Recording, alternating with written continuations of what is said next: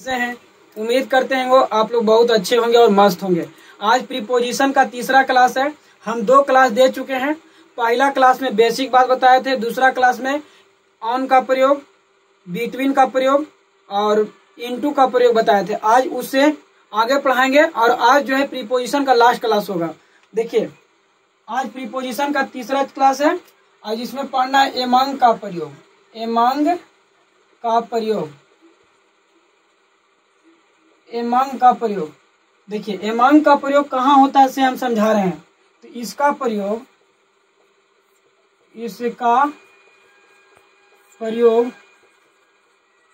More than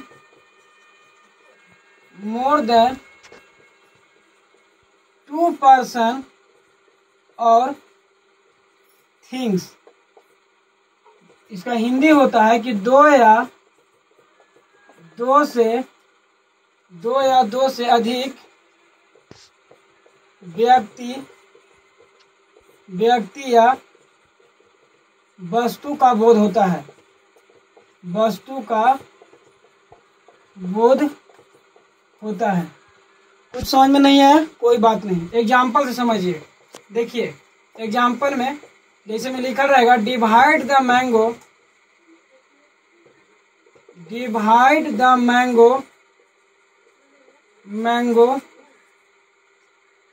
among the children. मतलब कि जो आम है वो बच्चों में बांटा जा रहा है। तो चिल्ड्रेन मतलब क्या होता है? बच्चे। तो एक बच्चा यहाँ पर नहीं है, बहुत सारे बच्चा है। तो बहुत सारे बच्चे के लिए क्या इसका प्रयोग करेंगे? एमंग का प्रयोग करेंगे। क्लियर है? अब देखिए, इसको रिवीजन कीजिए।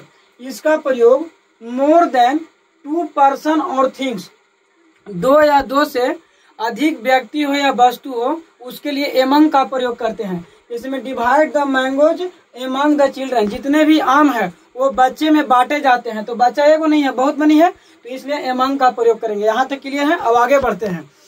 दूसरा होता है बिसाइड का प्रयोग। बिसाइड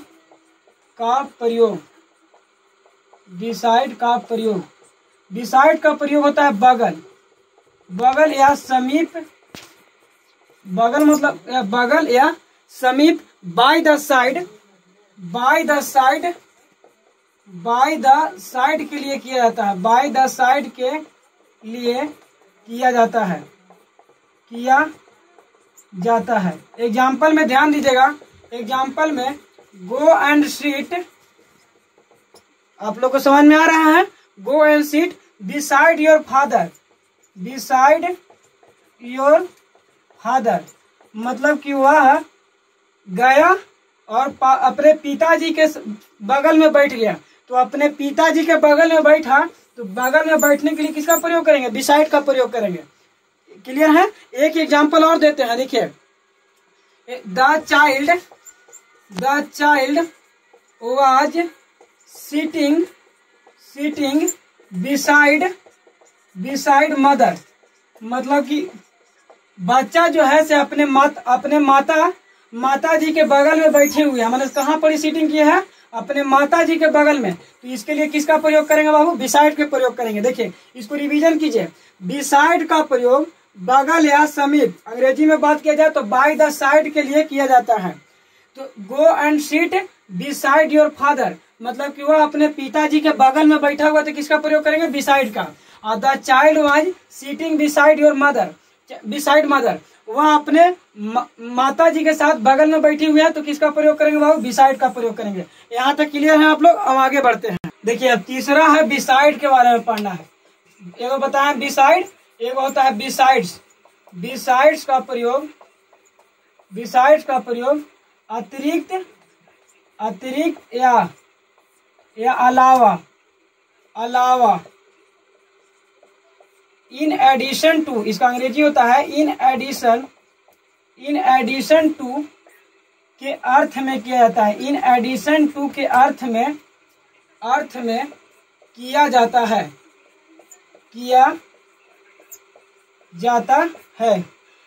बिसाइड्स का प्रयोग अतिरिक्त या अलावा, इन एडिशन टू के अर्थ में किया जाता है। देखिए जैसे में लिखा रहेगा कि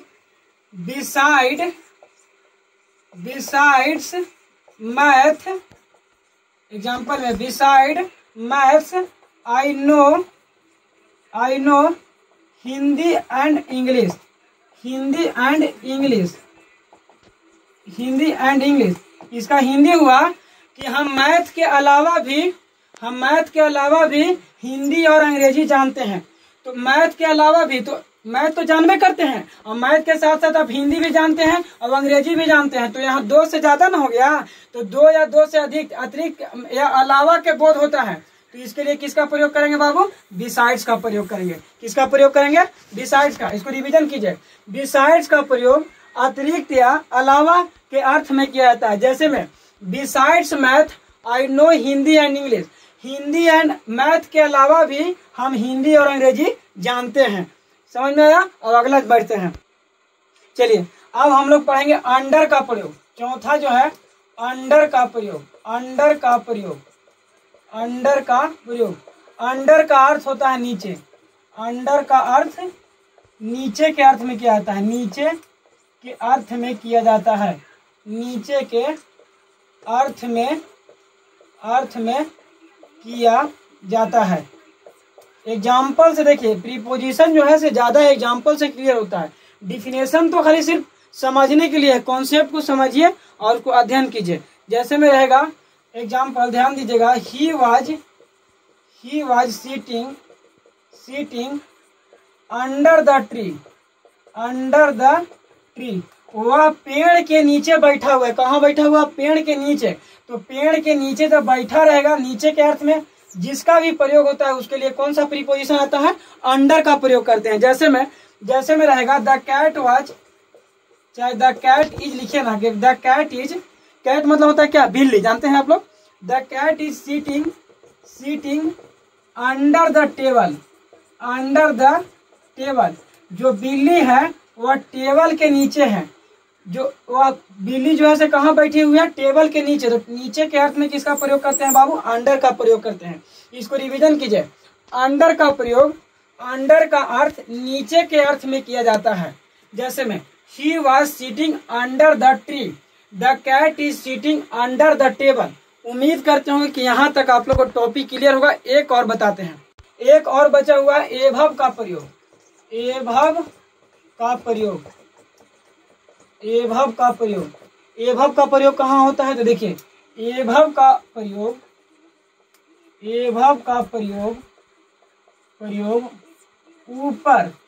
ऊपर मतलब होता है, अंग्रेजी में लिखेंगे हायर देन के लिए किया जाता है। हायर देन के लिए किया जाता है। एभव का प्रयोग ऊपर, हायर देन के लिए किया जाता है। जैसे में रहेगा, एग्जाम्पल से समझिए। देखिए एग्जाम्पल में रहेगा द काइट मतलब क्या होता है? पतंग। The kites above the cloud. The kite हम सही लिखे हैं। हम जो लिखे हैं एभव द क्लाउड, मतलब जो पतंग है वो बादल से ऊपर है। किससे ऊपर है? क्लाउड मतलब क्या होता है? बादल। तो जो पतंग है या क्लाउड मतलब कि बादल से भी ऊपर है। तो किसका प्रयोग करेंगे? एभव का प्रयोग करेंगे। कोई दिक्कत? एक और एग्जांपल समझिए। The aeroplane is flying above the cloud, मतलब क्लाउड। देखिए इसका हिंदी हुआ कि जो एरोप्लेन है वो बादल से भी ऊपर उड़ रहा है। तो बादल से भी ऊपर, तो ऊपर के लिए किसका प्रयोग करेंगे? एभव का प्रयोग करते हैं। उम्मीद करते हूँ कि प्रीपोजिशन का बेसिक और एडवांस भी कंप्लीट हो गया। इतना ही पढ़ना है। आप लोग से एक रिक्वेस्ट है कि इसको रिवीजन कीजिएगा, बार बार इसको पढ़िएगा, बार बार वीडियो को देखिएगा और नोट्स बनाइएगा हाथ से लिख करके। ठीक है, मिलते हैं नेक्स्ट वीडियो में। अगर वीडियो बहुत अच्छा लगा तो कमेंट कीजिए। कल नया चैप्टर पढ़ाएंगे। जो भी चैप्टर पढ़ना होगा आप कमेंट कर दीजिएगा। थैंक यू दोस्तों।